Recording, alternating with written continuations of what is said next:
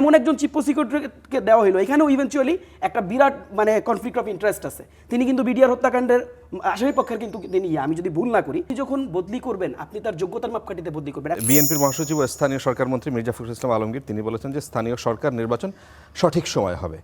এদিকে বিদায়ী অন্তর্বর্তী সরকারের উপদেষ্টা হিসেবে দায়িত্ব পালন করা আপনাদের দলের নেতা আসিফ মাহমুদ সজীব ভুঁইয়া তিনি লিখেছেন ফেসবুকে যে শহরগুলোতে ভোটের অঙ্ক দেখে নির্বাচন দেওয়ার সাহস পাচ্ছে না সরকারি দল।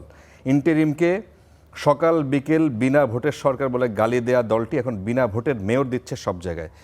মানে আপনার কেন মনে হচ্ছে যে এখনই সরকার, নতুন একটা সরকার মাত্র নির্বাচন করলো, সেই সরকার এসেই মানে রাতারাতি নির্বাচন দিয়ে প্রশাসক না বসিয়ে তারা মেয়র বসিয়ে দিল?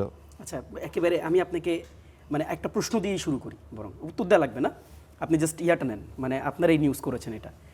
জাস্ট নির্বাচনের পরপরই ইসিকে কিন্তু চট্টগ্রাম এবং ঢাকার নির্বাচনের জন্য প্রস্তুতি নেওয়ার জন্য বলা হয়েছিল। কে বলেছিল? মানে কে বললো ইসিকে? ইসিকে তো ইন্টারিমের বলার সুযোগ নাই নির্বাচনের পর। সরকারই বলেছেন, ওইটা কিভাবে করে বললো? না, উনি তো ওই লাইনে আছেন, তো উনি বলেছেন সঠিক সময়ে স্থানীয় সরকার নির্বাচন কোন একটা বেসিসে তো বলেছে, আমি এটা উত্তরটা দিচ্ছি, এটা বেসিসে তো বলেছে। কাজেই দেখেন খুবই সহজ, সেটা হচ্ছে যে আপনার যেই চুক্তিভিত্তিক নিয়োগগুলো ইন্টারিম দিয়েছিল, এই চুক্তিভিত্তিক নিয়োগগুলোকে নিয়ে তো প্রচন্ড রকম সমালোচনা আমরা বিএনপির পক্ষ থেকে ওই সময়টাতে দেখেছি, এবং খুবই সিভিয়ারলি এই সমালোচনাগুলো তারা করেছে, বড় পরিসরে তারা এই সমালোচনাগুলো করেছে। যদিও এই প্রশাসকগুলো কেউই কোনো দলীয় মানে প্রসেস থেকে আসে নাই, কিন্তু জাস্ট ইলেকশনের পর আপনি যেভাবে করে প্রশাসকগুলো নিয়োগ দিলেন, এখন আপনাকে বুঝতে হবে টেকনিক্যালি যে স্থানীয় সরকার এই দলীয় নিয়োগ ছাড়াও চলতেছিল কিনা, নির্বাচনের আগ পর্যন্ত চলতেছিল।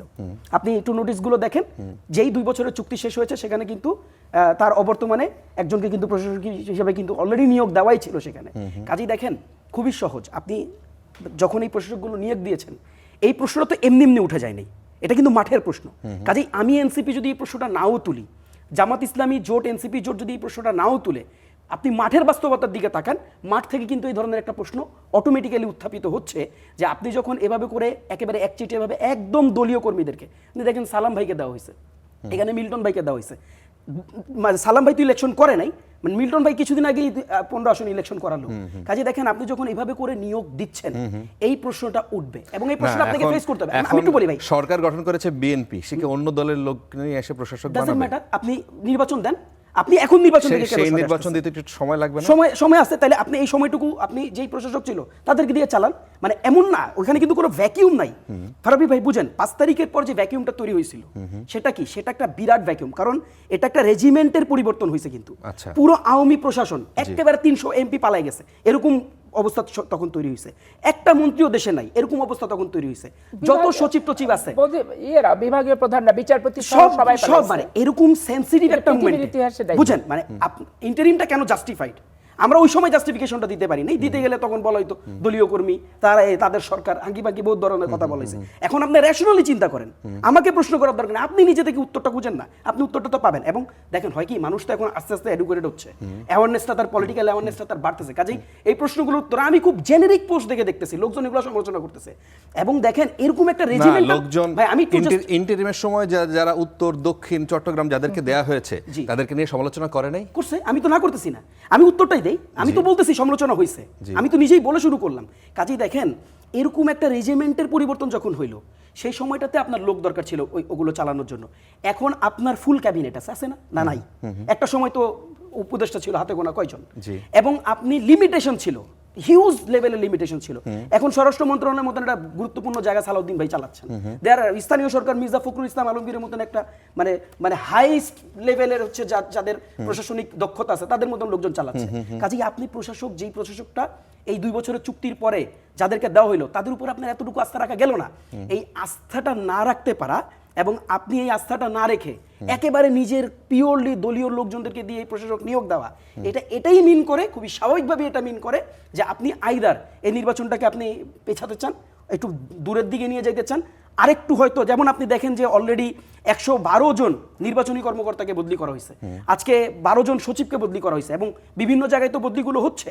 এবং আপনি, এটা মাঠের কথা, আপনি দেখেন যে যে বদলিগুলো হচ্ছে এখানে বারবার তারা বলতেছেন বিভিন্ন জায়গায় এই ধরনের লেখালেখি আমরা পড়তেছি চিফ প্রসিকিউটরকে বদলি করা হলো এবং দেখেন এমন একজন চিফ প্রসিকিউটরকে দেওয়া হলো এখানেও ইভেন্চুয়ালি একটা বিরাট মানে কনফ্লিক্ট অফ ইন্টারেস্ট আছে তিনি কিন্তু বিডিআর হত্যাকাণ্ডের আসামি পক্ষের কিন্তু তিনি আমি যদি ভুল না করি আমি if you can correct me ঠিক আছে কাজেই দেখেন যে এই ধরনের রদবদলগুলো হচ্ছে এই রদবদলগুলো নিয়ে একটা বিগ কোশ্চেন আছে আপনি যদি খুব সহজ করে দেখেন আপনি বিএনপির ম্যানিফেস্টোতে কথা ছিল আপনি মেরিটোক্রেসির ভিত্তিতে আপনি দেশ পরিচালনা করবেন হোয়াট ডাজ ইট মিন মেরিটোক্রেসির ভিত্তিতে যখন আপনি দেশ পরিচালনা করবেন তখন আপনি শুধুমাত্র দলীয় সম্পৃক্ততা অথবা কোন দলীয় এসেন্স আছে এটা তো সব দাঁড়ান কারো কাছে তো টিকিট নাই কার্ড নাই কারো কাছে তো পেছনে সিল নাই কাজেই আপনি যখন বদলি করবেন আপনি তার যোগ্যতার মাপকাঠিতে বদলি করবেন এখন এই প্রশ্নটা তো থেকে যাচ্ছে যে আপনি হুট করে দেখেন 112 জন নির্বাচনী কর্মকর্তাকে বদলি করে দিলেন আপনি মানে সচিবদেরকে রদবদল করতেছেন চিফ প্রসিকিউটর আমি আপা বলতেছিলেন দেখেন তাজুল ভাইকে নিয়ে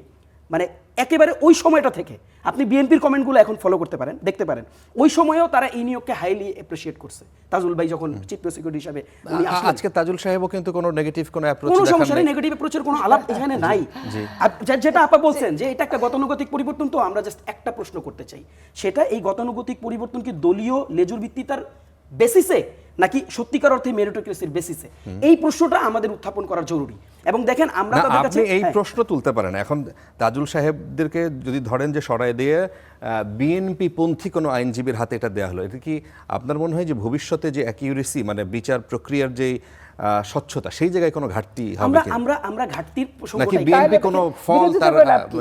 ঘরে তুলবে না এখানে ঘাটতির প্রসঙ্গ না প্রসঙ্গটা কি জানেন প্রসঙ্গটা হচ্ছে যে কিছু কিছু ধরেন অ্যাবনর্মাল অ্যাক্ট আছে খুবই অ্যাবনর্মাল অ্যাক্ট আছে কিছু কিছু যেমন ধরেন চিফ খুবই ছোট করে বলে দিই যেমন চিফ প্রসিকিউটরের ওভারঅল কার্যক্রম আপনি দেখছেন তো চিফ প্রসিকিউটর কিন্তু একেবারে দলমতের ঊর্ধ্বে উঠে তিনি তার পিওরলি তার দায়িত্বটা পালন করে যাচ্ছিলেন আচ্ছা। এখন এই চিফ প্রসিকিউটরকে এরকম একটা টার্নিং মোমেন্টে যখন অনেকগুলা বিচার একেবারে নেকে যখন অনেকগুলা বিচার একেবারে জাস্ট শেষ অবস্থায় এসে বসে রয়েছে এরকম একটা পজিশন থেকে যখন আপনি উইথড্র করেন তখন এই প্রশ্নটা ফারাবি উত্থাপিত হয় এবং খুব লজিক্যাল কারণে উত্থাপিত হয় আমি যদি নাও করি আপনি এই প্রশ্নটা উত্থাপন না করে সারা বসে থাকতে পারবেন না কাজে দেখেন আপনি আপনার দলীয় কর্মীকে দিলে বিচার ক্ষতিগ্রস্ত হবে এই ধরনের ভুইফোর আলোচনা আমি করতে চাই না আমি প্রসেসকে কোশ্চেন করতে চাই আপনি যেই প্রসেসে এই বদলিগুলো করতেছেন আপনি বদলি করেন আচ্ছা। আপনি নিজস্ব সেটআপে রাষ্ট্র চালাবেন তো আচ্ছা। আপনি নিজস্ব সেটআপে রাষ্ট্র চালান খুবই ভালো কিন্তু আমরা এটা বলতে চাই যে তাহলে আপনি মেরিটোক্রেসির যে গল্পটা দিলেন এই মেরিটোক্রেসির গল্পটা কি আসলে ধোপে টিকতেছে কিনা এটা আপনাকে বুঝতে হবে আচ্ছা